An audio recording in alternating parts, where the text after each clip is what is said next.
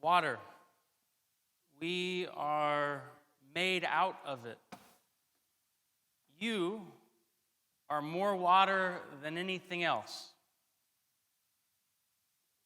When we're born, we're nearly 80% water. As we get older, that balance begins to shift. But even if we live to a ripe old age, we're still over 50, even closer to 75% water. Water, perhaps more than anything else, is identified with life itself. This is a reality that we may not be aware of, because for us, we can go into nearly any room, any building, and we have clean drinking water at our fingertips. This has not always been so. In fact, I would argue that more than anything else in all of the world, the driving factor behind the development of civilization, of transportation, of communication has been water. The globe is covered in a blue mantle, and it's upon this blue mantle that humankind has covered the entire face of the earth. Different and diverse cultures and societies came together on the side of the lake.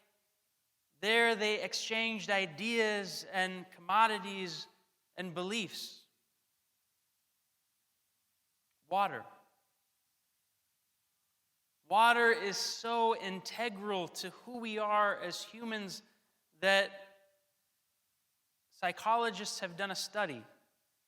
And in the study, they showed pictures to people, pictures of animals, pictures of beautiful scenery. And they realized that if the picture has what appears to be a river or lake in it, anxiety automatically diminishes. We're programmed to have this desire and this need for water. But simultaneously, in a reality, again, that most of us are unaware of, as much as water is symbolic and representative of life, so too is it symbolic of death. Just as not enough water will lead to death, so too will too much water. For much of humankind, there was a prayer offered up, "Let it rain." But hidden within that desire for rain was an anxiety, but don't let it rain too much. Those same rivers that nourished the baskets of civilization, the Tigris and the Euphrates, the Nile, as much as they were able to give life to the people, they also came in destructive floods. This reality of water as both symbolic of life and death resonates throughout the sacred scriptures. It was water that destroyed all but Noah and his family and the animals he brought upon the ark. It was water that was both salvific of the people of Israel as well as destructive of the soldiers of Pharaoh. We desire water. We need water. Perhaps not without accident, many human civilizations and cultures have within their myth death itself as somehow being associated with water. In ancient Greece, it was the river Styx that was crossed to enter into the realm of Hades.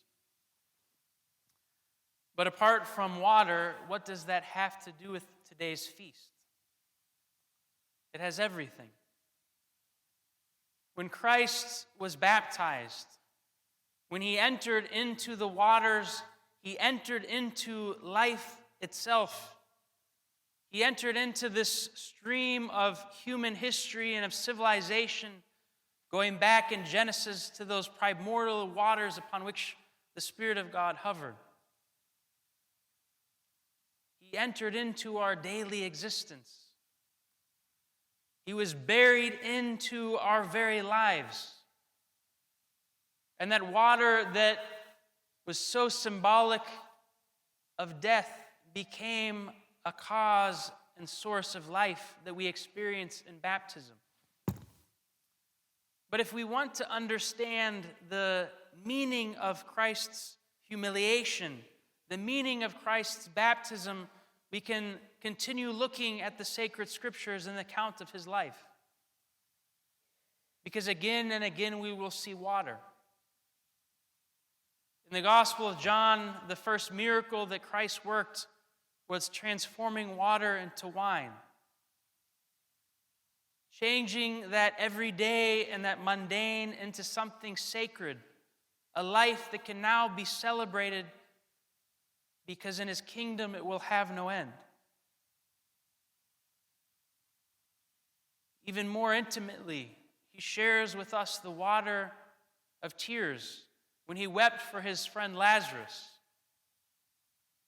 And if he could not be any more humbled, he says upon the cross, "I thirst," and thereby identifying with all those who came before him and after him who thirsted for clean water. And in his akratapinosis, in his extreme humility, from his very side, he poured forth blood and water. The blood of the Eucharist and the water of the baptism in which all of creation is made new. And if we ask ourselves, why was Christ baptized? Why did he thirst? Why did he weep? Why did he gush forth as that stone that brought forth water in the days of ancient Israel? He tells us again and again that he might give to us a drink after which we will never thirst again, a water of life that bubbles up within us. He desires to give to us the Holy Spirit that is revealed again on this very day. And it is of this that the Christian life consists more than anything else. It is the acquisition of this Holy Spirit that on this day is revealed. That this Holy Spirit might make the bread and the wine the body and blood of Christ.